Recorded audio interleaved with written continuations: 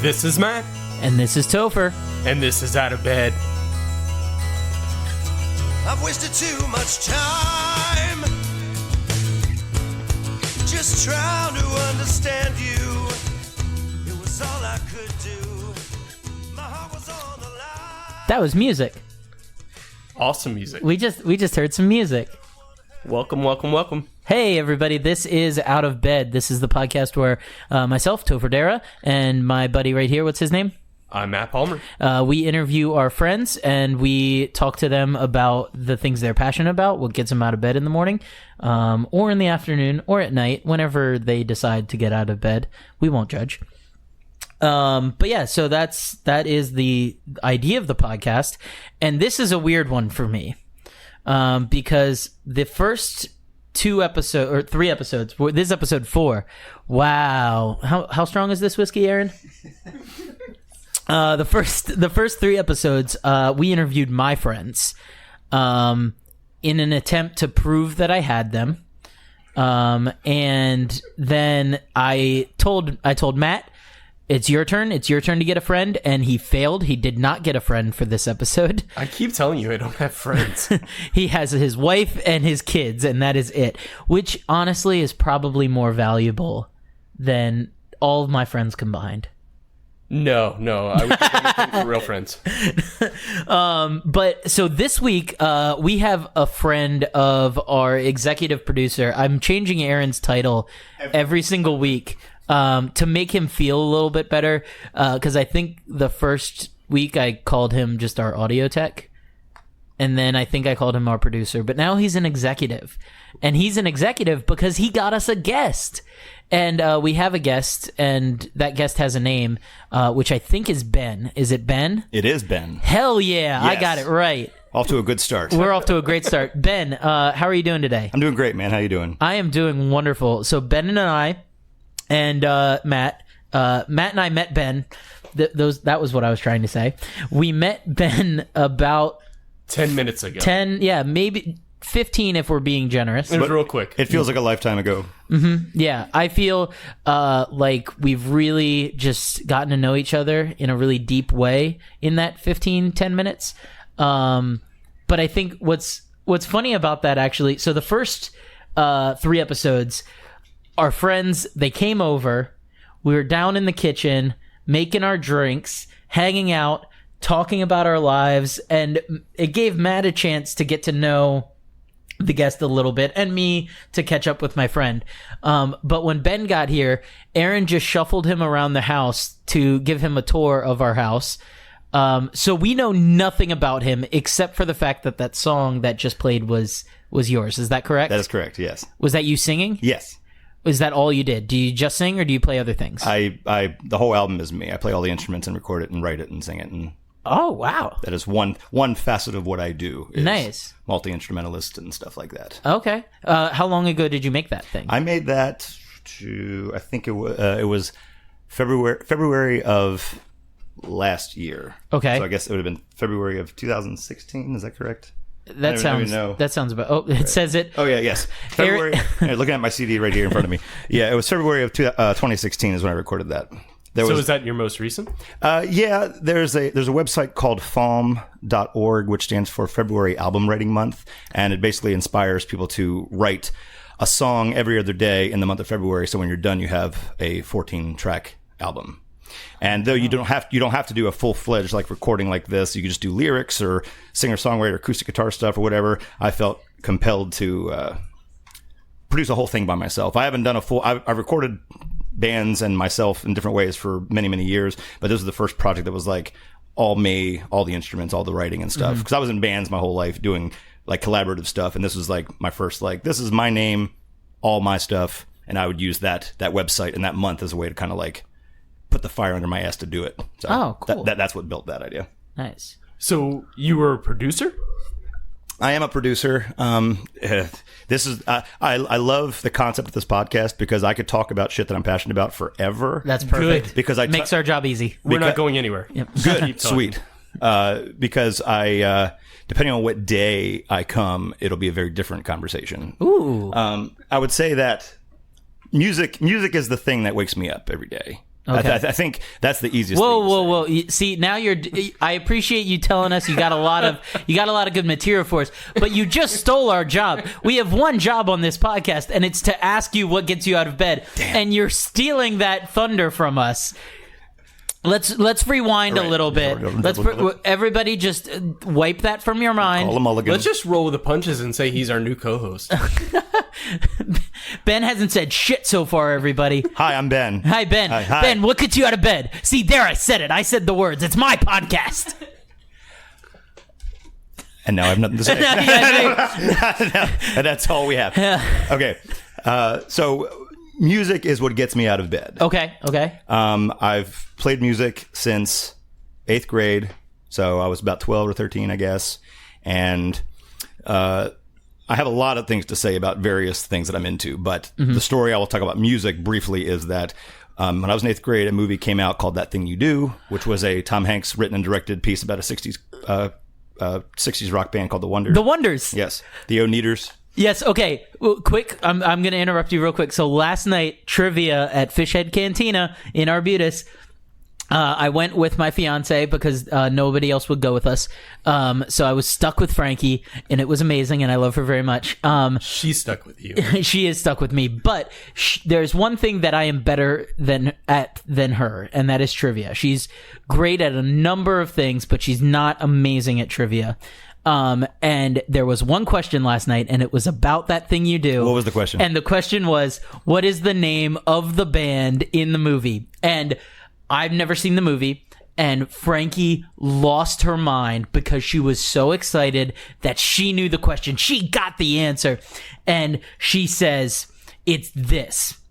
And she writes it down, and she wrote The Wonder Years. Oh, damn. Oh man, gut punch. Now, she was so confident, and she was so excited. She's like, I got a question. I'm so proud of myself. I got a question right. And I was like, first off, I was like, I'm proud of you. I'm very proud of you for getting this question correct. I wasn't sure because I'd never seen the movie, but I was a little skeptical because I know that the Wonder Years is a pop punk band that I'm a very big fan of. And I've talked to her about the Wonder Years a lot. Yeah. And so I was like, are you okay? So we wrote it down. And they say it. They're like, and the answer is The Wonders. And Frankie, as he's saying the one, she just immediately high-fives me. And she's like, I did it, babe. Aren't you proud of me? And then he stops talking. Oh, man. He doesn't say years. And this look of sheer terror just washes over her face. Oh, no. And she was like, no. She felt awful. And oh, man. I've been there in trivia. Like, I love playing trivia. I've been there before and have had the experience where you know the answer to the question and you write it down and you're so confident, and then it turns out it's not it. Right. So I knew it, but she hadn't been there before, and that was a little rough for her.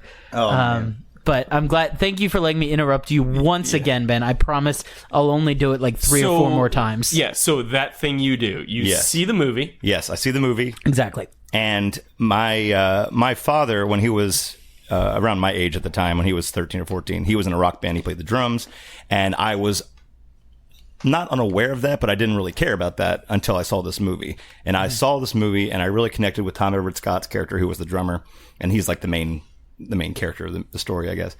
And it really, really inspired me to learn how to play the drums. Like I could not wait to play the drums. And I would like set up my parents' bar stools in my basement, and I didn't take lessons or anything. I was like, I'm not trying to blow smoke on my own ass right now, but I knew how to play the drums. I sat down, I understood how to do it. So for Christmas that year, my parents had bought me a set of drums, and then that was it. I learned. I taught myself how to play.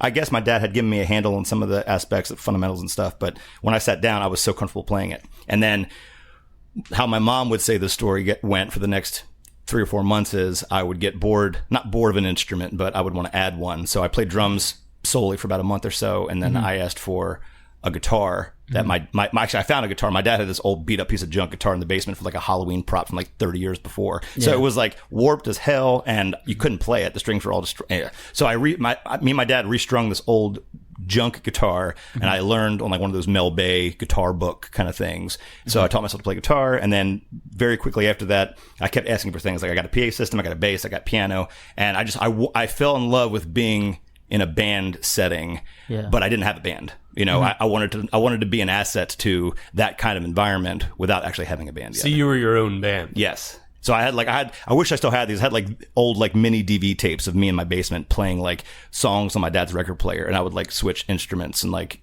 learn the part for this and learn the part for that. And I spent most of my formative years in the basement of my parents' house, like learning like 4 instruments and how to play a bunch of shit on them. Wow. So that was like the seed that spread into the rest of my life was that. Okay. Which is why the job that I have right now is so perfect for me. My full-time job is I'm an entertainer at a place called Howl at the Moon, which is a dueling piano bar. Nice. Awesome. Whoa, that's so cool. So here's a little background for people that can't see the room right now. It is the 4 of us, and then my friend Emily is here with us. Riding bitch. Yeah, she is sitting in. Like, say hi into the mic. Go, get close to it. Get close to. Hi. So that's Emily. So my friend Emily came by with another friend of ours, and they had been out having beverages of the alcoholic variety, like you do on a Wednesday night, and on a school night. Emily. And as we all sit here drinking whiskey, Emily is just not she's not ready to drive yet. So we wanted to have her sit in on the podcast and enjoy watching the podcast with us. And her sheer like shock and then glee at hearing that you work at Howl at the Moon just brought her so much joy. She's so excited. Cool. She's about to like throw money at you and start requesting Piano Man. Hell, oh, great, sweet. never heard of it. So what does that entail? Being an entertainer at the Howl at the Moon. What's so funny is when I was a kid in my parents' basement, I was essentially training myself to do that job, which means I would teach myself top 40 pop rock tunes on a myriad of instruments and learning how to sing and all that kind of stuff. And then I walk into Howl at the Moon, which was a little over 8 years ago is when I started this job. Wow. It's been like my career for a long time now. Yeah. Wow. I walk in and I feel very confident in my ability because I'd been in cover bands for all of high school and college playing all the same shit that they were playing, you know. Yeah. Mm-hmm. Do you care if we curse? Do we curse? Oh, please. Oh, we do. Yeah. You curse. Okay, fuck yeah. We Okay. always get like 10 minutes into Yeah. this, and then one like of somebody those, goes, "Can we Yeah, cuss?" we have jokingly said you can actually have more, but we've jokingly said you get one F-bomb, which you just used. I just used. in finding out that you cursed. Yeah. The rest That'll of the be your show is just mulligan. freaking. Yeah, exactly. Freaking. Got it. Yeah, we're actually gonna. Friggin'. You can say it, but we're just gonna edit and then post. Yes. and it's gonna be really bad edits though. It's gonna be Great. like not gonna match up with your voice at all. It's gonna be like those 1980s movies that were all edited on television. It's actually just going to be Emily saying freaking. Like, Emily's going to be the one saying, freaking. You know how Emily sounds? You can hear in the background. That's Yeah, exactly. That's the sound that's going to be used over the... I'm not sure if that was Emily or Mickey Mouse, but I think it was... That was uncanny. I think It's like one there's was 2 Aaron. Emilys in here now. I know. Aaron made one of those sounds.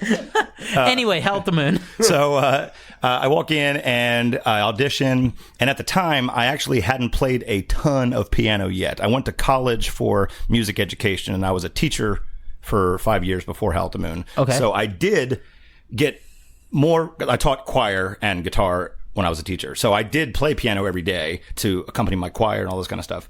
But I had never really become a self-sufficient, like self-accompanying piano player yet. Like I'd done that with guitar forever. So I was comfortable doing that. But piano, like learning piano for this gig was a very specific thing that I hadn't done yet. So it took me a little while to get a handle on like, you know, the grooves that we use or all that, just some of the rudimentary stuff that fell into place pretty easily because I've been playing music for as long as I had been. But it really, like, it was the best job for me to find because of how much time I'd spent learning all the instruments beforehand. So Like and I've worked at a few Hals in my career. I worked at Minneapolis for 7 months. I've played in Louisville. I've played in Boston. And most of the time at the locations I've played in, like I definitely have, again, I'm not trying to blow smoke up my own ass. I have one of the more well-rounded backgrounds instrumentally. Okay. So on my team now, I'm the only one that plays guitar the way that I do. Like we all play drums, we all play piano, obviously. We all play bass, and we all play guitar a little bit. But I'm the only one I would say is I'm the only guitarist. You're like proficient. Yes. Okay. Like we all can play everything, technically speaking. But I'm the only drummer and the only guitarist. Okay. And it's been that way for a little bit of them, a little bit of the clubs I've played in. Because when we were training, because I was the director at my house for a couple of years, when we're training younger players, piano's got to be the first and foremost thing we tackle, and then it's drums, and then it's bass, and then if they want to do guitar, they do at some point in time. Learning the drums wasn't like people can learn how to play a beat on the drums, but learning a beat or learning the part of a song is a very different thing. The nuance and the style of a song, and all kind of stuff, it's a more broad range kind of thing. I'm a drummer myself, and I say drummer very, very loosely. Like I have a drum set wasting away upstairs. Oh, I saw that. Yeah, I saw that. Yeah, we all have one of those. I got one of those at my parents' house too. You know. Yeah. So, are you a local guy? Yes, I grew up in Hamden. Oh, Okay. great! Which is Awesome. like 5 minutes away Yeah. from here. Sorry, backing up real quick. You said you took music at college. Where'd you go to college? Towson University. Towson. Okay, Yeah. great. So local. Yeah, yeah. So I lived in my parents' house in Hamden all through college and everything, and I didn't move out until after that point in time. So, how did you wind up at you said you were at all these other Howl at the Moons. How Yes. did you wind up there?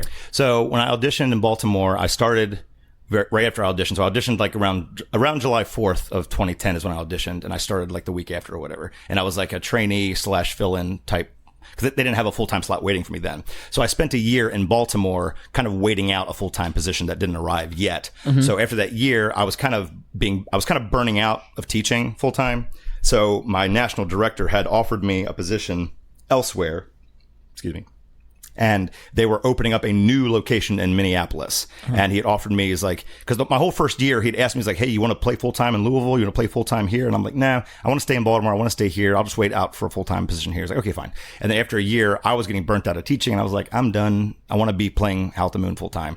So I was like, yeah, whatever you want me to do, I'll do it. So he said, we got a new location opening in Minneapolis. And I was like, sweet. So they sent me to Minneapolis. I spent 7 months there. And only 7 months because it actually closed, which sucks, but that happens. So after that point in time, they sent me back home. So and then I've lived in Baltimore ever since. I've played in Louisville and Boston a few times just to fill in here and there, but I know the teams really well, and I've been to the clubs like a number of times over the last 8 years or so. So I've spent the most time in Baltimore and Minneapolis, but I've like touched other clubs here and there. Okay. So, if you've never set foot in Howl at the Moon, how would you explain it? Howl at the Moon is, let's see, I should know our mission statement, but I don't really know what that is anymore. It changes every day. It is a high energy, interactive. It's a good start. I can do it. High energy, interactive, musical entertainment venue. Maybe I'll say that. I think that's a good way of saying it.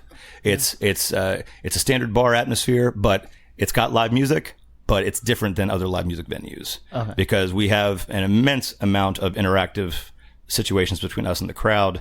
They request songs. They get off on the idea that they can request whatever they want to, and we know all of it. And to be honest, because I'm on a podcast, right? I got the microphone in front of me now. Yeah, please. It's all a magic trick. You know, we play the same shit every day. We play the same 50 tunes every day. And yet, the trick is that the whole world, I'm sorry if I'm ruining your bubble here. The trick is that the whole world assumes that we know every single song. Yeah. And we know a lot of shit. Don't get me wrong. We know a lot of stuff, ton of stuff. But they always request Piano Man and Brown Eyed Girl. So we're going to get really good at playing those songs. We play them every day. You just ruined Emily's future bachelorette party. I know. I'm sure I didn't. I'm What sure was I it, did Michael not. Jackson? They're going to be drunk anyway. Yeah. She'll be shaking her ass on stage anyway. It's okay. That's fair. Michael Jackson. Which Michael Jackson song? Yeah, which one? I got a Michael bunch of them. Jackson has made a couple hits. Oh, Human Nature. Nope. Ooh. And I would want to be like, fuck you, I'm playing Billie Jean instead. Yeah. That's all I got. No. That's amazing. I'll play that, or I'll play Smooth Criminal, or I'll play, Black or White. And I'll play Thriller. I'll play Thriller. How about that? Yeah. That's fair. Yeah. Later I'll sing Human Nature if that makes you feel better. That does. It would make me feel better. It's not going to make anybody else feel better, though. I need whiskey. Yeah. We're going to do that. Yeah. I need whiskey to sing it. You need whiskey to listen to it. We need you to sing all the early 60s stuff with the Jackson 5. Now, see, ABC. when I said want you that when I said that I was better than Frankie at trivia, if it was 60s stuff, she would destroy me. She knows those tunes way better than I do. For some reason, disco is like a big one for her. That's late 70s, though. I, Really? Late 70s. okay, well, Know your era. she knows the 60s stuff too. I don't know. There's a guitar. I just realized there's a guitar. Yeah, I should be playing. We might get. We're gonna get to that later, I think. But Have, before phone in requests. before we get to that, one thing that I think is really interesting about this. So you are playing the same couple songs every single night. Oh yes. And it seems like you enjoy it. Oh yeah. Yeah. I love my job. So last week, we had a friend of mine on. His name's Greg. He's in a band called Super City, which is like a local Baltimore band, and he does weddings and does not enjoy it as much. And he's doing covers and things like that. And for him, he was saying like, "Oh, I want to be playing my own tunes. Like, there's songs I've written that I want to share." Yeah. What about playing covers is exciting? Like, what do you enjoy about being able to play those songs for other people? I think, let's see. I want to word this in a very productive way. I've been in therapy for the last few years, and I think from a therapeutic standpoint, what I get out of playing music live in a bar situation full of at least partially inebriated people is I have a very big ego. Not that comes through or is negative in terms of my interaction with my coworkers or anything like that, but I have a huge ego about my ability, and I have a huge sense of vanity about what I can do. And I believe that music is a very important thing in the world. And it's got really deep, sorry. And That's the goal. I feel that my job is to sit at a piano and play songs that people request. And it's such a simple thing because for me, it's nothing. Like I can sit and play a song with my eyes closed. I don't have to think about it. But what I'm giving to them is so cool because they just work their asses off at a job that I do not have to do. Yeah. They have to spend 8 hours in a cubicle, and I get to show up and sleep until 4 in the afternoon, and then come to a bar and play songs for them, and I get to have them have a good time because I can provide that. Like, that's a huge part of what I like about this job. And I fully appreciate the idea of original music. I have my own. I do it, and there's nothing to take that away from you. But I feel like if you're in a business, which is what this is, it's a job, it's a career, and if you're playing at a corporate industry like Howl at the Moon, or if you're playing in a independent contract wedding band or cover band situation, it's like, that if you're trying to make a living doing that, or at least if that's your 9-to-5 situation, then it's sometimes it's hard to juggle that, because if you're a diehard artist, it's like, this is not like I'm playing Jesse's Girl again. This is not my soul. It's like, I get that, but that's also not the point of what you're doing, in my opinion. Mm-hmm. No. Like, I love the idea of, I played in cover bands for many, many years, and I get that it could not be seen as art in certain ways, but that's not what I go for that for. Yeah. And like, no one's heard this aside from him, meaning I don't share this with the world. Like, it's on Spotify and iTunes, all that kind of stuff, but I'm not like, So you do share it with the world? yeah, I do. But I'm not on YouTube saying, look at my album. I'm not on Facebook, Right. look at my album. I'm not, I made this just to make a thing, and I put it on Spotify so I can play it on my radio without having to have the CD in the car. Like, that's why I did it. But the idea of like creating the album was like, I want to make an album because the making of it that's the art. Like, if people, for me and how I create things, like, people viewing it does not bring legitimacy to the thing. Right. My process of making the thing is what gives me the high of making it. So you don't feel like Bill Murray in Groundhog Day, where you're like playing the same thing over and over and over again? No. I love the movie, by the way. The movie's great. I love the idea of it being repetitive, because if anything, that takes some of the onus off me of having to keep myself in check musically. If I know I'm playing the same set list again, it's like I can focus on the interactive stuff, which is what the point of this kind of gig is. Right. If I'm worried about, damn, I don't know this song, I have to go in the back and learn this really quick, which is fun. I love the idea of doing that too. If there's a song I got $100 for that I don't know, I'm gonna go learn it real quick and play it, and that's fun. That different thing that I have to do sometimes, which is awesome. But if it's just like, here's my piano's covered in songs I do every night that I love, and I know exactly when to play all these songs based on what the room is doing, and I can focus on how the show is going and the flow and when to have these ebbs and flows in the energy of the show and the room and all that kind of stuff, then that's great. I think that's how it should be. So the life of a musician, I see the wedding band. Or marriage band? Are you married? Oh yes, I've been married for 4 years, a little over 4 years. Nice. So what's it like having the life of music and the life of your normal life? Right. Well, my wife Tyson is a nurse at Hopkins, right around the corner from here, working right now, and we both have a night owl schedule because she works at night like I do. Yeah. I have a stepson, which is her son. He's 8 and he's in Denver right now, which is cool. She went to college for music theater, so music is a big part of her life, and it's interesting because like they always say like women marry their fathers. Like I am a lot like her father. Her father owns a radio station, is a musician, all this kind of stuff. And her mom is her. Her mom is a nurse at Hopkins and all these kind of things. So her and I have a lot of similarities in terms of what's important and art and life and all these kind of things. So that's always lined up. And our schedule always kind of makes sense too because she makes more money as a nurse working at night, which is awesome. And we both kind of like, essentially because our kid is 8 now, he's kind of self-reliant. Essentially, we sleep during the day and work at night. So either we work or play at night. Like we didn't go to bed till 5 o'clock this morning because we were just playing games and drinking all night. And that's what our status quo is. So yeah, it's all. I mean, she loves the fact that I work at Howl at the Moon. She loves like she would go in there before she met me and like would go to places like Howl at the Moon. And when we met, it just made so much sense that I worked there because her dad's a musician that plays a lot of stuff, and she always wanted that kind of thing. And it's always been a really cool part of our relationship. She always loves coming in and like posting videos of me playing and all this kind of stuff. Like my husband's better than your husband. Blah, blah, blah. It's always been really fun. Yeah, that's awesome. Mm-hmm. Jeez. So outside of Howl at the Moon and outside, like, so you have this album that you made. You wanted to make it just to make it. Mm-hmm. Do you have any other goals for your music outside of working at Howl at the Moon? Well, any other things you'd want to do? Okay, so this is going to be the longer part of this discussion probably. That's great. Because music is a huge part of me and what I know probably the most about in my life, but I have a very obsessive personality, and I have a lot of OCD tendencies and a lot of things that kind of put my brain in various positions very easily. So for instance, I feel the need to tackle things a lot. I like to dive in and learn things and then put it back on the shelf and say that I've done that. So a few minor examples of this would be like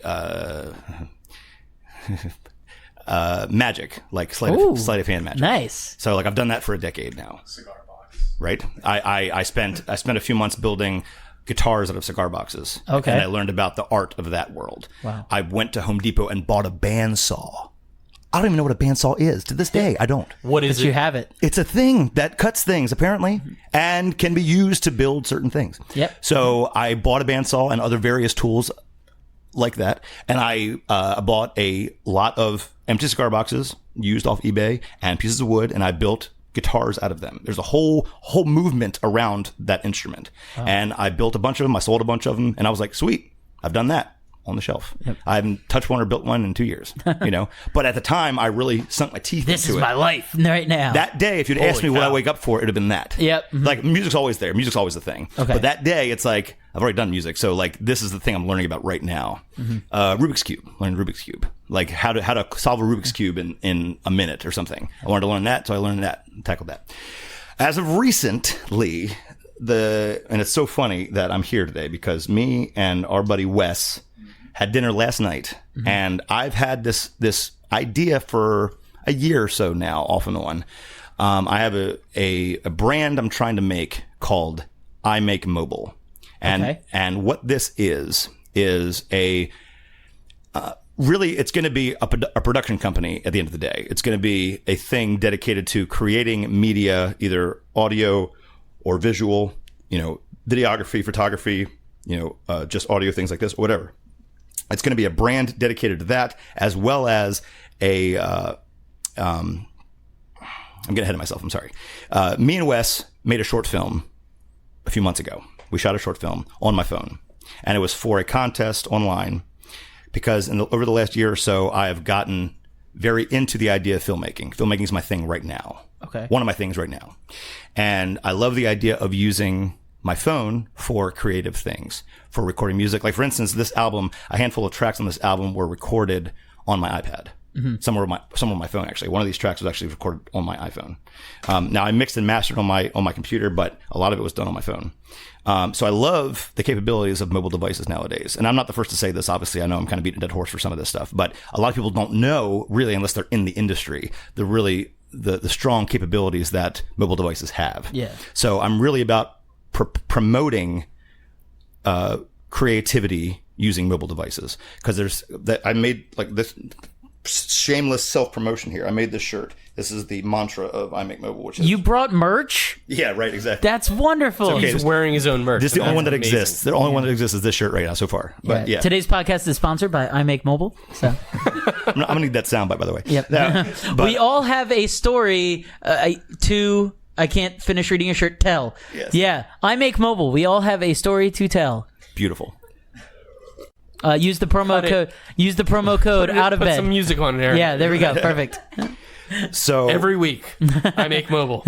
this is the mantra, right? This is the idea. Yep. It's like, what I plan to do is work with, like I said, me and Wes have discussed making this a production company where it's like a full-on LLC where we actually provide creative services like videography or photography or whatever, as well as consulting individuals and small business owners and creatives alike to get the most creative power out of the devices they have right now. I feel like there's still this discrepancy in this gap between quality product and quality like tools or high-end expensive tools, all this kind of stuff. Kind of like 10 years ago, we had this thing. I really believe there was this like renaissance in independent music creators where the shift from going from a professional recording studio to doing it on your own became a really big shift, where like you wouldn't spend $50,000 at a studio anymore. You'd get a MacBook Pro and use Logic Pro to record your album and release it by yourself. And that became the standard. And I feel like that's happening with various forms of content now.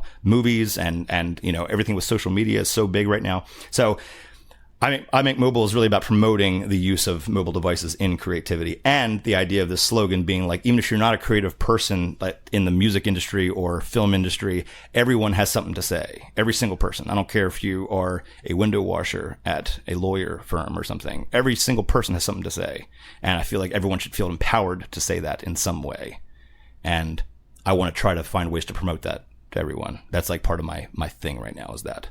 So tell me a little bit about this short film. Okay. Where can I get it? And tell me about its production, how you filmed it, how you cut it, and how you released it. Cool. So I follow there's an app that I use on my phone for filming called Filmic Pro, and it's one of like the go-to filmmaking apps because it's all manual control and it's got a lot of fun options and really professional stuff you can do with it. And so the creators of that app sponsored a contest called the One World Film Contest, and it was over the summers like June and July, or it was like May and June. And it was like a 2-month period that they did it was open for submissions. And the only thing is that it had to be 6 minutes or less, and it had to be shot with Filmic Pro. At least 80% shot with Filmic Pro. And then you had to use their bumper saying shot with Filmic Pro. So I was like, cool. That sounds like something I want to do, because I had sat on, like, I have a list on my phone in a note right now that has like 15 or 20 short film ideas that I can just come up with an idea and it's like, man, this is so cool. I want to make a cool little picture. This looks awesome. And then not do anything with it. So I wanted to have something to kind of like spark, something to get it done. So I was talking with Wes again, and I was like, Wes, we got this contest. And he was like, dude, let's just film something. So I brought up my note and I was like, which one of these makes sense?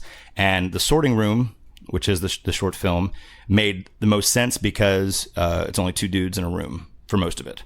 So they always say if you're starting out, less is more. Don't go over like some like Godfather ensemble type piece that has like 50 locations and tons of people. It's like, don't do that. You can't do that yet. Why try to do that? So 2 people in a room. It was shot mostly on my iPhone 8 Plus for most of the shots. I captured audio directly into the phone using external microphones made for iOS rigs. I shot some of the other angles with my old 6S, which I kept. So I had, most of it's just my iPhone 8 Plus, but some of it was both phones. So I captured it all using Filmic Pro, and then I would edit it on my phone. All was done on my phone. I didn't touch a computer throughout the whole process. I wrote it on my phone with, there's a script writing app called Final Draft but it's the app version. So I wrote the script on my phone. I shot everything on my phone, captured audio on my phone, and I edited it using 2 video editing apps. One's called LumaFusion, which is like the peak of video editing on the iPhones right now. And the other one's called Video Leap, which is by a company called Enlight, which is great as well, great for different things. So they were edited in different chunks between those 2 apps. I also use a couple other funny apps that are like special effects type apps just for some color ideas or some like transitional things here and there. Right. So I used some of those and I edited those into the timeline within LumaFusion. Export, and then they didn't care where it was hosted, if it was YouTube or Vimeo, so I just put it on YouTube. It's on my old YouTube channel, which is my main one still that I use, but the iMake Mobile, it's on there as well, but there's nothing else on that channel. I just use that to promote iMake Mobile through this contest, but it's on both those YouTube channels. And also it's also on Amazon Prime if you have that. So it's on Amazon Prime Video as well, which is pretty cool. How did that happen? I looked into it after I did it because I had friends that had made shorts or whatever and ended up having them on Amazon Prime. And I was like, what is this process? How do you do this? And it's nothing, it's really nothing more than making a YouTube channel. And I mean by that is it just takes time and clicking boxes and stuff. That's really all it is. It's just very long-winded and sometimes not worth it to feel like, it's 6 minutes long. I'm not going to get any money off of it. That's not the thing. Right. But it was really just like, hey, if you're on Amazon Prime and you swipe through the thing, you could see the sorting room in it. That's pretty cool. It's only 6 minutes long. So it's like, it's short. Like it's something like the Amazon Prime site said, like, if you get more than, you get like a dime for each like 1,000 minutes of view time or something like that. So I might get a penny after like 5 years or something. I don't know. But Jeff Bezos owes you more than a penny. Right. No. I think Jeff Bezos owes a lot of people a little bit more than a penny. You heard about them strikes, right? Anyway, topical reference. Sorry, back to the short film. So, one of the things that I used to do a lot of video cutting stuff, and I used to be a writer, but I used to do a lot of video stuff on the side. Sure. Just to because it felt to me like it was a natural extension of the storytelling element. Sure. Did you find that too when you were doing the editing on the short film? Like how the editing did you feel ties in with the storytelling? Yeah, even did you find it similar to like even the songwriting process or something like that? For sure. I think that all the different parts of the process are different facets of pushing the story forward. I think if that's not how you think about it, I feel like you're going to end up writing yourself into a hole at some point. Because if you end up making a decision that's not based on something, then you're going to have a lot of parts that kind of don't land very well. Because it's going to seem like uninspired. It's going to seem like kind of just like lackadaisically wandering around the story. But if it's with intention, if I make a cut, or if I do a close up, or if I change the color here, or if I frame this differently, if I put a Dutch angle on him holding the bullet or something like that, like all those things, I put thought into that. So when I see the shots, for me, I wrote it and I shot it, so it lands very well for me in the hopes that I made a choice for this part of the edit, so that should help push this part of the story forward. Now, but also, I'm also a self-taught filmmaker. I've only done it for 6 months, a year kind of thing. So I only know what I've learned from YouTubers and watching, right. And learning about watching films myself now, like kind of like taking the veil off and being more sensitive to things. My buddy Mike and I talk a lot about how we forget what it feels like to listen to music passively because we've played music for so many years now. Mm-hmm. I can't listen to a song and not dissect it immediately because that's just what I do. I've been trained to do that. And for filmmaking, before a year ago, I could watch a film very passively and not know anything about lighting or angles or sound or anything. And now when I watch anything, every film or TV show is a textbook in terms of framing, composition, lighting, sound, everything, and I see all those things much more clearly now. I was watching a TV show with my wife Tyson, and I just knew based on the shot that they were going to rack focus to the person driving the car. So I was like, check this out. And as they're talking, the person turns his head, and I just did this motion, and as it did it racked focus to her, and she was like, what? And I was like, that's just what happens, And now I'm more sensitive to those kind of things. So I'm hopeful that in me making the sorting room and making more shorts as we move along, and maybe a feature one day, whatever, I will be able to implement some of those things more and more efficiently every time that I do something. So let me ask you this: because I feel like this, how uncomfortable are you in the state of not creating? Like, what do you do when you aren't doing anything? That's a good question. I feel like I spend a lot of my time. Honestly, I'm either in two modes. I feel like if I'm not with my wife, if my wife and I are hanging out, we're doing a bunch of fun stuff. But if she's at work or she's asleep, I'm in one of two modes, which is like high-end, high-octane creation, recording tons of songs or editing something, or I'm in like complete vegetative state where I just like consume endless hours of YouTube. That might be beneficial, like I'm trying to learn about or something like that. Yeah. But like, I feel like if I'm not in the act of creating something, I might be doing something to help prepare you to create something at some point in time in some way. Every time you intake something, you're absorbing something that's just helping you mentally or putting you in a different state or whatever, And honestly, sometimes when it came to filmmaking, the reason it took me this long to make The Sorting Room was because I love creating stuff so much, but I was also uncomfortable about the idea of like this being a new thing that I don't know I'm good at yet. Like anything music related, I am not nervous about doing. I do not second guess myself. I am well aware that everyone in Howl at the Moon is lucky as shit to see me play music right now because I'm so good at it. Like, sorry, that's how I feel. Emily was terribly offended by that. I'm glad you apologized to her. She's just trying to sit here and drink her water in peace. Nope, riding bitch, you're gonna get stuff flung at you. But when it came to filmmaking, I was not in that mindset about it. So I feel like if I'm going to put a film out there for like a contest, people are going to see it. I don't want it to suck. And I don't know that it's not going to suck because I'm not a writer by trade. I never learned how to write aside from just like watching things and what I think sounds good kind of stuff, So I'm quite proud of how Sorting Room turned out. I think it's a pretty high quality little short film for being only 6 minutes with two guys in a room. I think it plays well. I think there's a lot of potential for other things in that universe to do stuff with. What's the genre? It's kind of like psychological thriller kind of thing, I guess. Kind of like dystopic future kind of setting. The idea. You want me to tell you what it's about? Yeah. Yes, please. Okay, so the basic idea of The Sorting Room is that it takes place an undetermined amount of years in the future, where and the thing is, you don't get into too much of this in the short film because there's not enough time to get into it. The short film. That's the short film starting.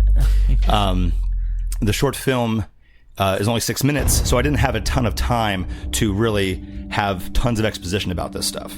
But in my mind, what the story is that, let's say 100 years in the future, war has been eradicated. War is done. There's no more war. Guns don't exist. Get out of here, war. But the problem is now we have this overpopulation problem that's happening. And the government, which still exists, and is still the government that we know and love, has instated this event called the annual sort. It's kind of like the Purge a little bit. I was just about to say, I was like, but it sounds a little bit purgy to me. Right. There was a review written about my movie that said that actually, but they meant it with love, which is fine. Oh, that's because I love stuff like that. It's kind of like, like I said, dystopic, like government, weird kind of Big Brother kind of shit. Love that stuff. So the event is geared towards helping diminish overpopulation by putting, and the concept, again, you only see one room in this thing, but the concept is you have this warehouse full of rooms that men will go in two at a time. They will plead their case to one another as to why they believe to be a stronger asset to society. And when they both decided this, the other one has to kill himself. So you cannot pull the gun on anyone but yourself, and you have to come to a consensus as to which one deserves to be alive. And then, so every year, you essentially deplete half of the male population with doing this event. That is the basic concept. What? Yes. So it's a date film. Yes, rom-com. I think it fits in the same. Yeah, right. You'd say like Wedding Crashers and then Sorting Room. Amazon Prime and chill. Yes, exactly. Man, holy cow! Dude. Wow. Right. All right.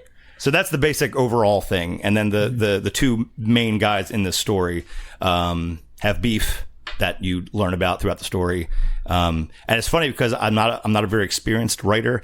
Both characters in the story, I have so much of me in both of them. The harsh part of being a writer is writing a voice that's not your voice, writing from this person's perspective. So the idea is that, like, in the course of the story, the sort is kind of seen as like the draft in the 60s.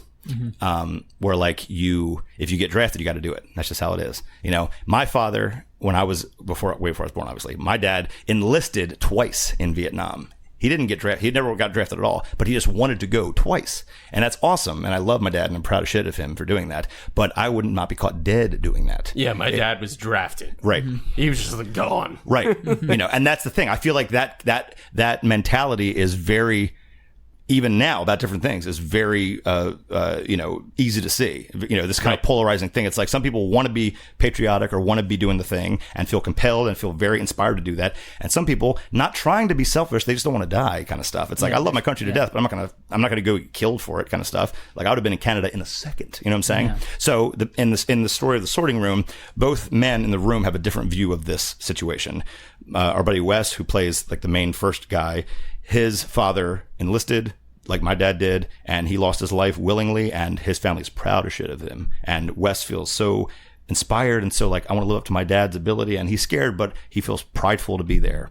And Dave, who's the other man, his dad was drafted and killed, and it tore his family apart. And he was raised by a mother who hated everything about life because she had lost her husband, and it was like resentful. And so they have completely polarizing emotions about this event. So, and that kind of unfold, again, it's only 6 minutes. So I think the biggest drawback to this film is that it's only 6 minutes long. Like It could take epically long to get through these emotions kind of stuff. So it's got to come across as superficial a little bit because we can't really dive into it. But I think that the story is compelling enough and the situation is pretty cool. And I think it plays, at least a version of it plays within 6 minutes pretty well, where it's still entertaining and it gets the idea across, all that kind of stuff, It sounds like it would be an amazing episode of Black Mirror. Right. Like if you could extend it to like 45 minutes to an hour, I'm already in, but I feel like I would just like eat that out. Right. And that 6 minutes would be a trailer for it. Right. Yeah. Exactly. And that's why I feel like that's the kind of mode I was in. Yeah. With this kind of like, I love the idea of Black Mirror. Obviously, I love Twilight Zone. Obviously, these like these vignettes or these episodic, that length of a story is so good. You watch like, especially the old Rod Serling Twilight Zone, because they're only 25 minutes long, but they're like, I think they're only half hour long. Anyway, but they're short and sweet, and the stories are so compelling. And it's like, I love that kind of stuff. It's not like drawn out to be drawn out's sake or anything. Like a lot of blockbusters now are so full of fluff and explosions and stuff that doesn't push anything forward. The idea of having a story that's concise and compelling and entertaining and engaging. It's like, if you can do that in 6 minutes or 20 minutes, like just do that, Who's your film inspiration? I love Spielberg, obviously. It's all the obvious stuff. I love Spielberg. I love Quentin Tarantino. I find that different elements when I'm like getting an idea for a short or something, like I'll pull from different, like blatantly obvious examples of one of those directors. So like I love Tarantino for like really awkward, like storytelling things, or like really kitschy characters, or really weird off the wall situations kind of stuff, while still trying to maintain it being like very grounded and real. And I feel like Tarantino does that amazingly well. Thank you, sir. I feel like the idea of having characters that you want to watch do everything. The idea of like, I could just watch Pulp Fiction if it was 2 hours of John Travolta and Sam Jackson just talking. Yeah. And I'd be like glued to the TV. It's like, how do you write that? How do you do that? Yeah. Who has the power to engage an audience with two guys just talking about random shit? Nothing important. And yet I can't watch enough of this. That's intense. Right. Talking about a burger in France. And you're on every word they're saying. It's the most interesting thing you've heard in your entire life. How do you capture that? It's crazy. Now, having good actors is a good part of that, by the way. But it's just like writing and directing that's astonishing. It's difficult to write. So film inspiration, you did mention you got a lot of your knowledge from YouTube. Right. And you watch a lot of YouTube. Yes. Are there any YouTubers that inspire you, or any channels that you're watching a lot? Oh man. You really enjoy? I'll tell you what, I love Film Riot. Riot, amazing guys at Film Riot. Ryan Connolly is a great filmmaker. I'd say him in that list of filmmakers too, but I feel like we're on like, not that I'm where he is, but like we're both on this like rung of like, we're not in Hollywood, we're independent doing our own stuff. But I think he is an amazing filmmaker. I think all his shorts are ridiculously well produced.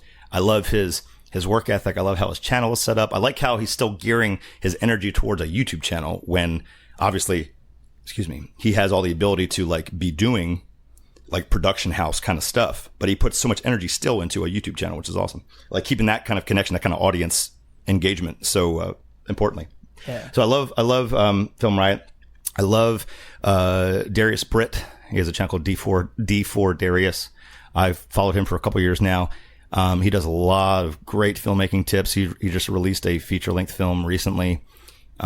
He does these one-on-one chat sessions through like Google Hangouts to discuss things. And after I did the sorting room, I did one with him. So I got to like chat with him about it, which is super cool. Yeah. And he really when I talked to him, I was like kind of starstruck a little bit because like a fanboy, like an idiot. Oh, no, 'Cause I get that. I've watched him for 2 years on YouTube, and now I'm Yeah. like chatting with him on my phone. It's like, man, this is weird. But the fact that he felt so compelled to like engage in that way was like, that's cool, man. You know, and he obviously has learned a ton. He went to film school. He knows a lot about the process, you know, just creating stuff in general. And I'm definitely a novice, and I'm green, and I'm just trying to learn and trying to like just, you know, stay inspired about wanting to make something. And like the fact that he felt so compelled to engage with me about that was really cool. So we watched my film, you know, at the same time, you know, and he tore apart some stuff, and we talked about some good stuff everything there. It was really cool. It just felt really good to do that. Those two.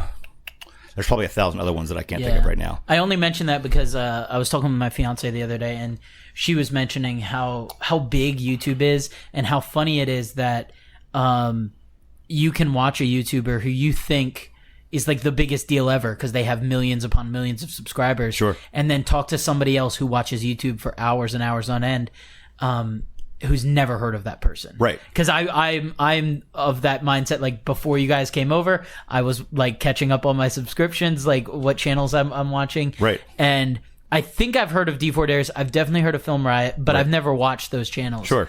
And Yeah, so it's so I'm crazy. very interested in like, and I definitely get the whole like fanboying. Right, sure. About like I fanboy over like YouTubers and podcast people I listen to and stuff. So It's such an interesting point too, because I feel like the idea of where social media right now and things like YouTube like that, where we are in like the culture around it, because I'm trying to promote the idea of people creating media on their own and using outlets like Instagram or Twitter or YouTube as a way to promote that stuff. And people get so disheartened by the idea of YouTube being this endless black hole of stuff. Right. But it's like that fact alone, you just said, it's like you may not have watched those same channels, but you have hundreds of subscriptions that you watch every day. It's like the market is so open.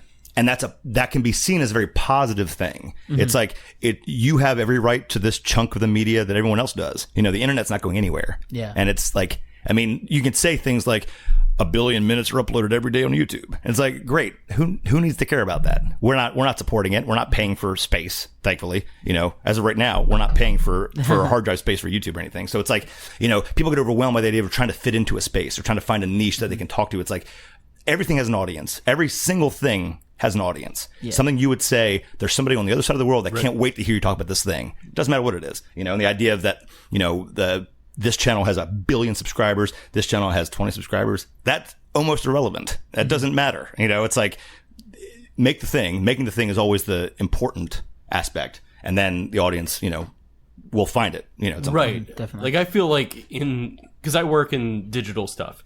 And I feel like the biggest thing to communicate to people is patience. Sure. Because everybody thinks you hit the home run and then you're rich. Right.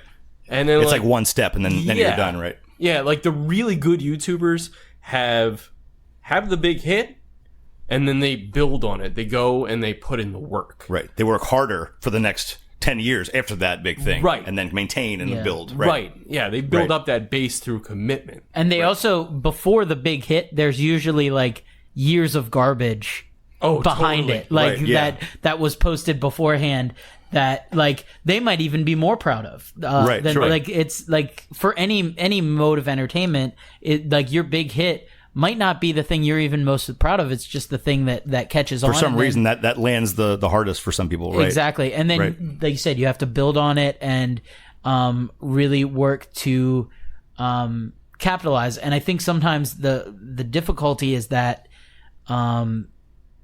you want to get the big hit again. Right. So you're like, oh, well, we'll just do that thing again. Right. And do that thing again and just repeat it over and over. Which might work. It could potentially work. There's nothing to say that it wouldn't work. Yeah. Like some YouTubers, when they're trying to like coach how to build channels, how to build consistency and build viewers and stuff, some things they'll say is, if you look at your stats and you have a video or a certain type of video that did really well, if you make another video that is in that vein, it could help this video. For instance, if you did like top 5 audio interfaces for iPhones this year. Right. 6 months from now, like let's say it's Christmas time, like top 5 again, or another thing of audio, whatever it is. Like, because it's akin to this, and this did really, really well, there's a chance based on like the stats, whatever, that it could promote this as well. So sometimes it could be like, if you make the same thing again, it could be beneficial if it works. Yeah. Whereas, like, let's say you almost got like an accidental viral hit by some reason. It's like, man, this cat falling out this window was like the biggest thing in the world. Let's throw some cats out of windows. Yeah. And then for some reason, I don't have 1 billion subscribers. I don't understand how this works. So it's not. And I'm in jail now for murdering cats. I got all these what the hell, man? Sale cat will come again. And it's like. So you have to have experience behind it enough, and you have to, like, I do not have this yet. I do not know how to read stats and how to work YouTube kind of stuff yet. I hope to at some point in time. But if you put the work in and you're aware of, like, the context of, like, being relevant on social media, or like being like what's trending, if you're going to do it in a way that's like trying to be on the pulse of what's happening, you should have a better idea of what your success rate would be. Does that make sense? Yeah, definitely. And I feel like those kind of aspects are harder if you're just getting started in this kind of world. Like I have very minimal experience with trying to be a consistent YouTuber personality kind of thing. That's not my goal really.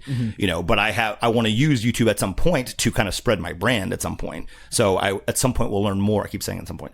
I plan to learn more about what I'm describing right now in terms of like how to read the analytics and how to stay on the pulse and how to stay relevant and all those kind of things. I always feel like it's about clarity of voice ultimately.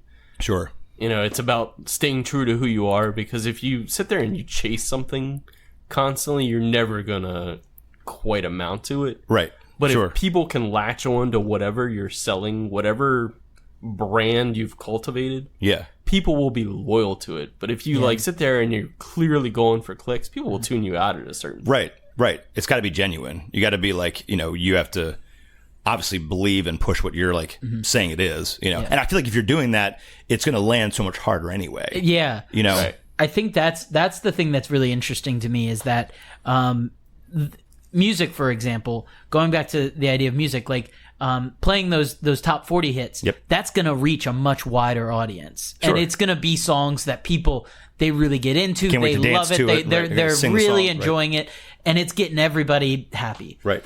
But then you have a band, actually, like the Wonder Years, for example, who they're one of my favorite bands to listen to.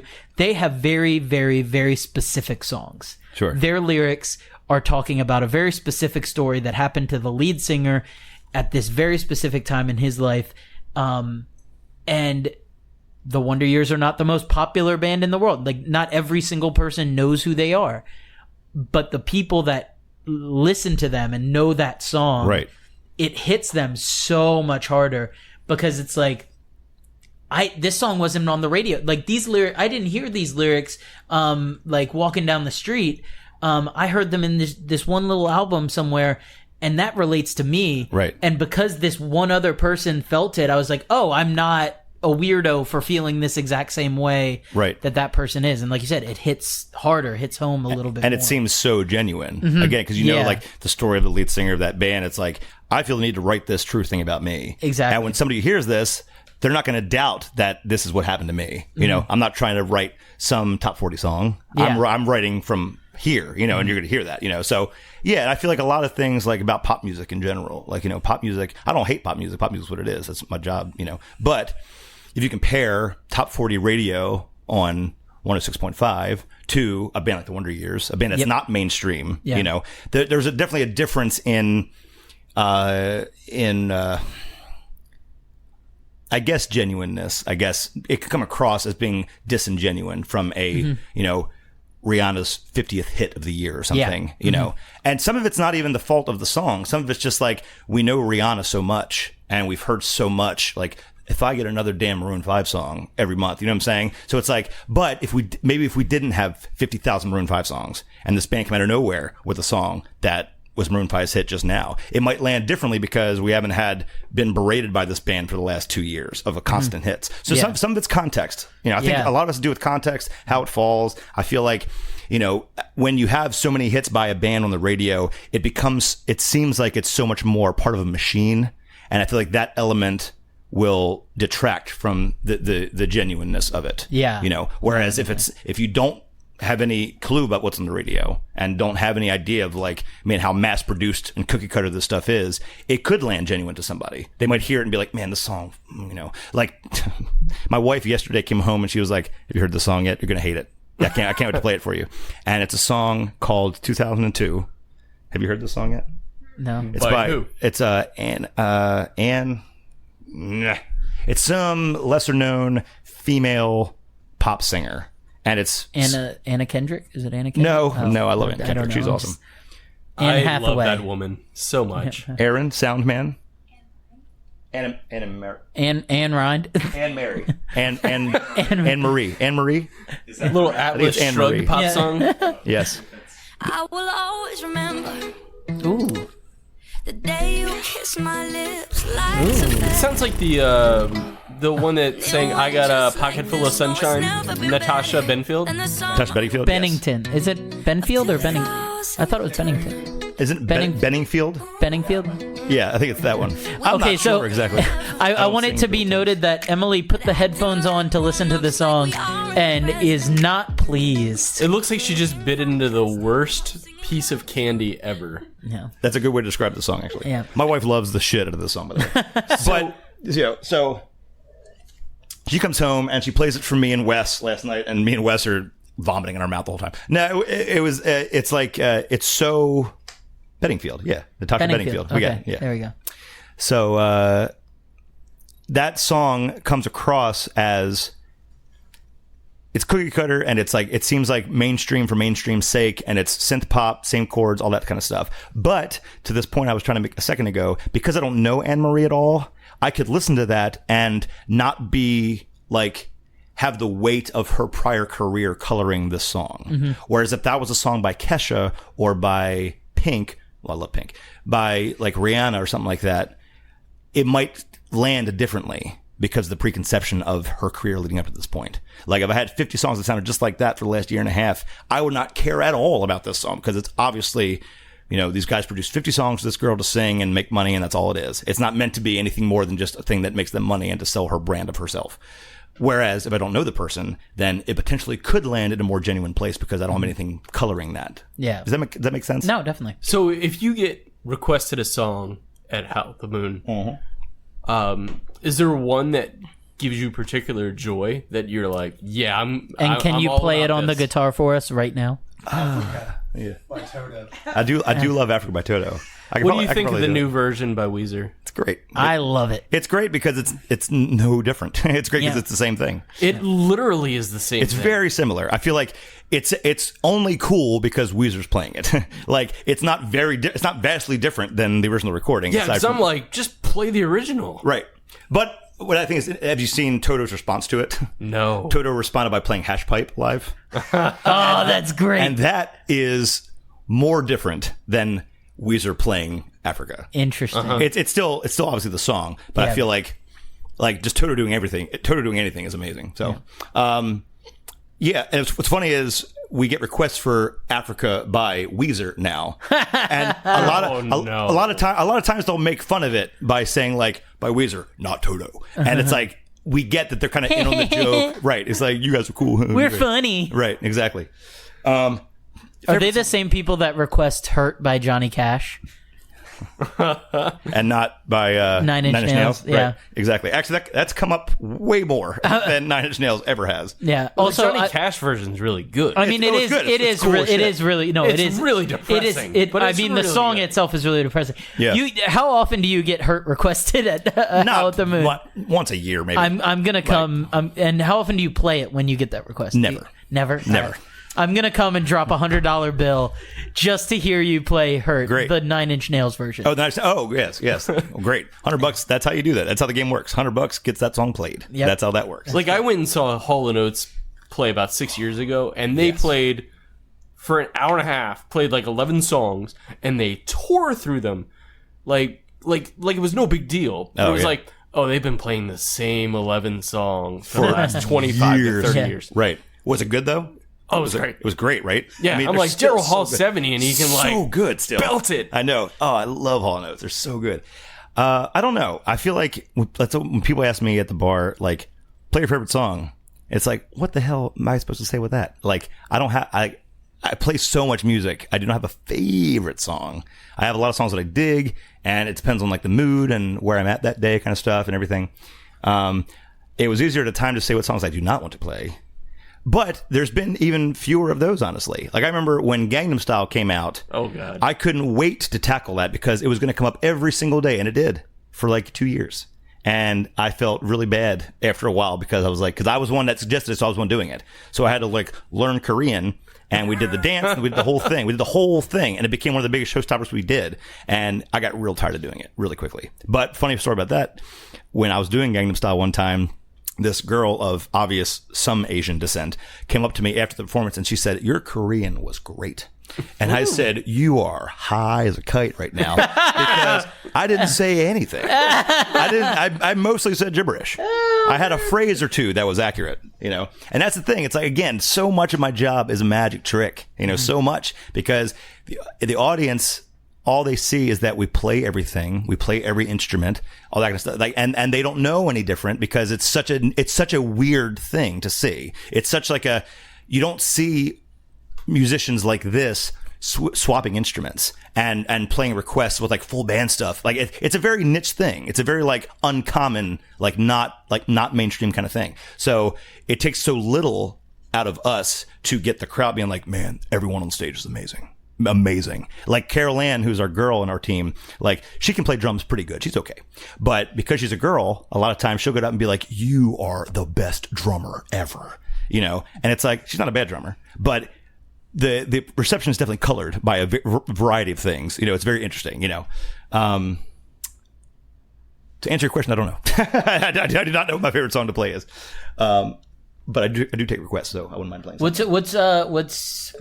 I'm trying to think. What's like one of your favorite songs you played recently, maybe? Like one that you get requested the most that you like to play? Yeah. Because I'm sure you probably get some, like the most requested you're probably like tired of or you don't like as much. Emily, request a song! No. Emily, request a song! No! Human Nature by Michael Jackson, right? What do you want to hear, Emily? What song? Probably on an acoustic guitar. Yeah. He's going to get his acoustic guitar. I'll go get my djembe. Yeah. What? Do you know any Jack's Mannequin? I do not. Oh, I love man. Jack's Damn. Mannequin. You're awesome. What about Dancing Machine? No. Jeez. I'm really bad at my job. No. Why don't you request some top 40 mainstream stuff? I'll do that for you. What about Delicate by Taylor Swift? How about just good music? How about just request some good music? Well, now that Emily mentioned Jack's Mannequin, all I want is like pop punk or emo music, and I'd be happy. If you could do like anything from like Emo Night, I would be real happy. I'm guessing no Maroon 5 based on what you said 5 minutes ago. If you did any Maroon 5, I'd ask for Sunday Morning.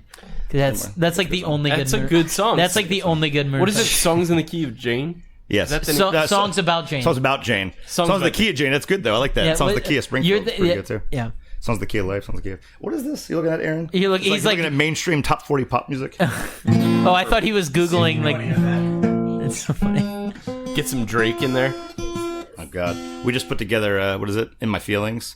Oh, nice. Yeah. Does anybody jump off stage and What's dance the beside it? God's Plan? Oh, God. God's Plan.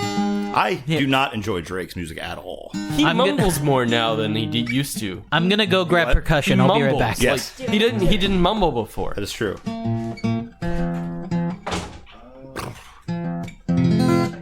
Little Beyonce. I'm taking over as host of this show, by the way. Yes, please do. 2 unprofessional people have been in control for 4 shows.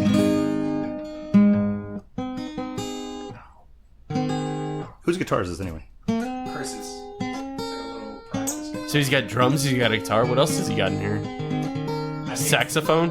I could bring my keyboard in from the other room. I like how the listeners don't know how big or small this room is. It's like, I'm gonna bring in the drum set. We're gonna set up. I'm gonna tear down this window, put it in the cabin's corner. It's an 8x10 cell. Right, exactly. But it's nice and cool at least. That's all. You got that AC. Welcome to the Holy Cross Club.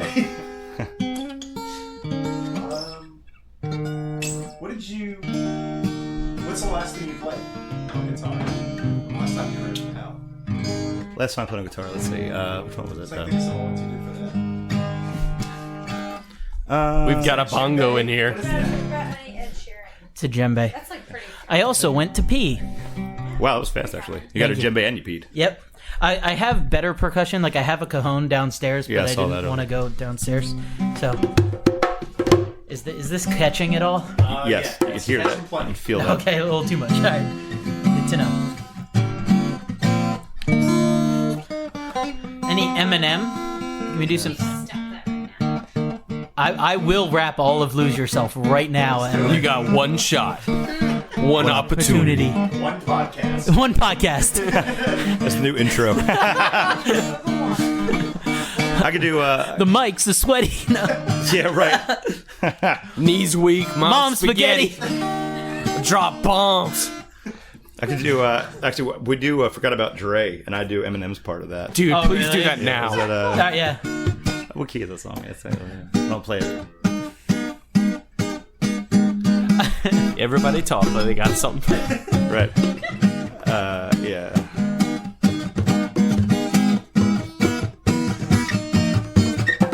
Nowadays, everybody want to talk like they got something to say, but nothing comes out when they move the lips. Just a bunch of gibberish, and motherfuckers act like they forgot about Dre.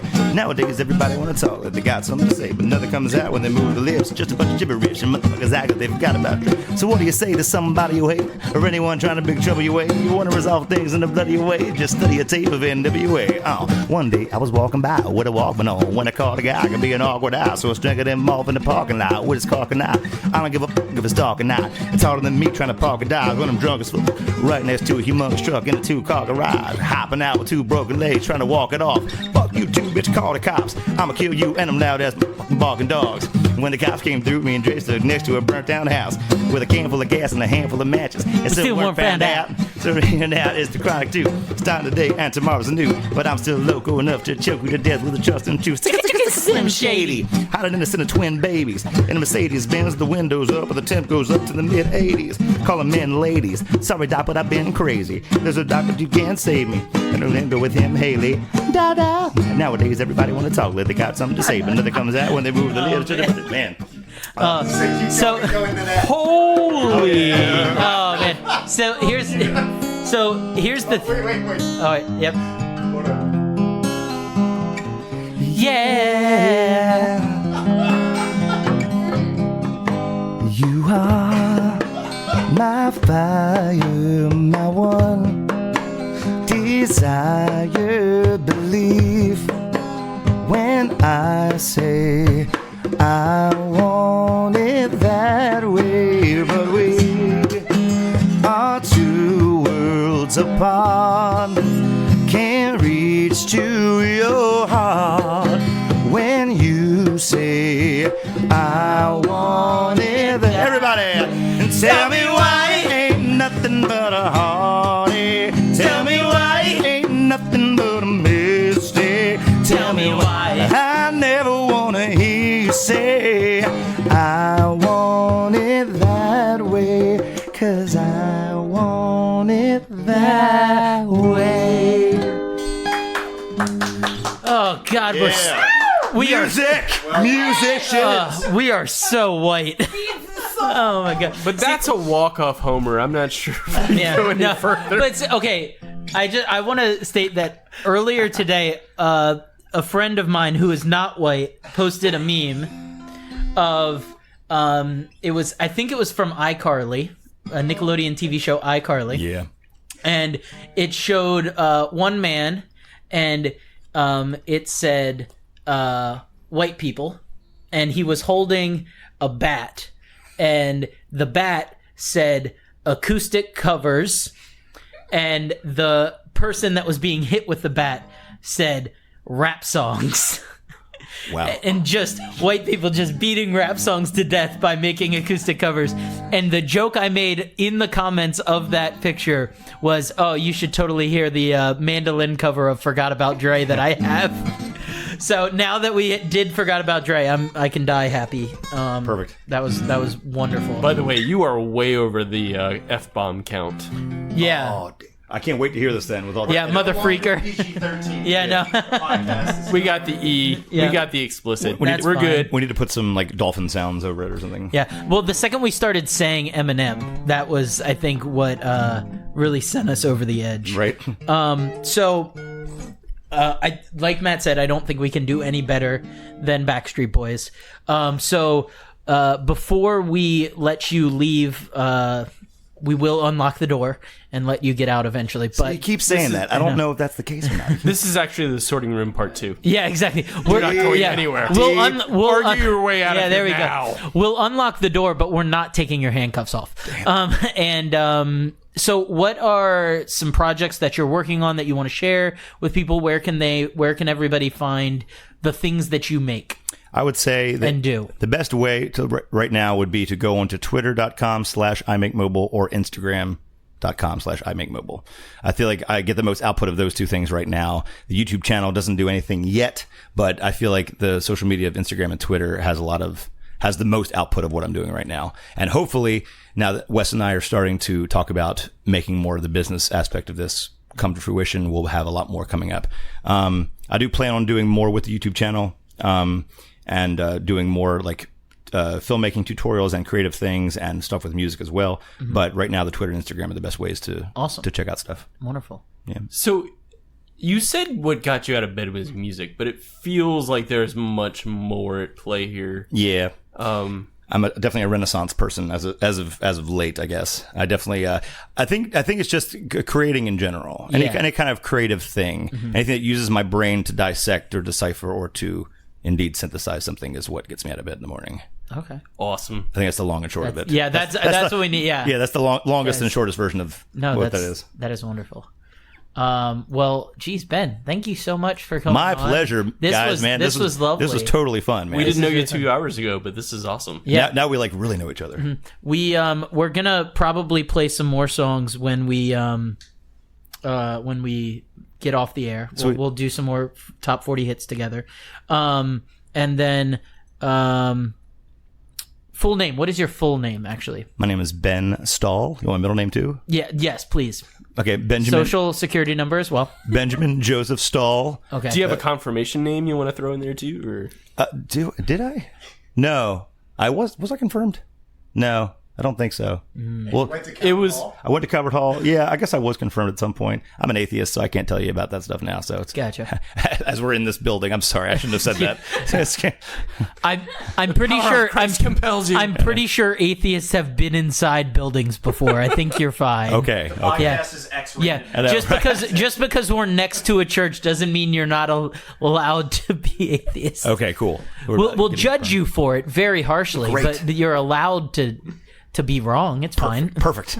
Beautiful. Good. So yeah, we full name good. So we have that now for posterity's sake. I'm only asking that because I only knew you as Ben. I didn't actually know your last name. Cool. So, but thank you so much. I think we're gonna end with one of his songs. Okay. But see, Aaron just points.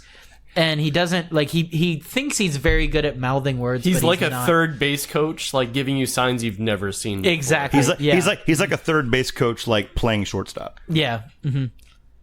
He's conferring with Ben to make sure he can play this song. Yeah. He's picking the song to end with. Sure. Forgot about Dre. About Dre. No, yeah, my acoustic cover forgot about Dre. No, this is off my album. It's called Going Out in Style. I think it's pretty apropos for the end of a podcast. Perfect. Sweet. Yeah. Well, thank you guys very much for listening to Out of Bed. Once again, my name is Topher. I'm Matt. And this was Ben Stahl. And Emily, good job. Have you sobered up yet? Are you ready to drive home? I'm ready. Yeah, Emily's ready. Woo! All right, Aaron, good job. Let's all go home and listen to Going Out of Style. Going away in style. Out of my designer jeans and my brand new kicks tonight. We're riding in limousines with the latest fix tonight. We're gonna wake up drunk with nothing but a smile. 'Cause if we're going out in style. Oh, I didn't get the title of the song right at all. Whoops. Bye, everybody.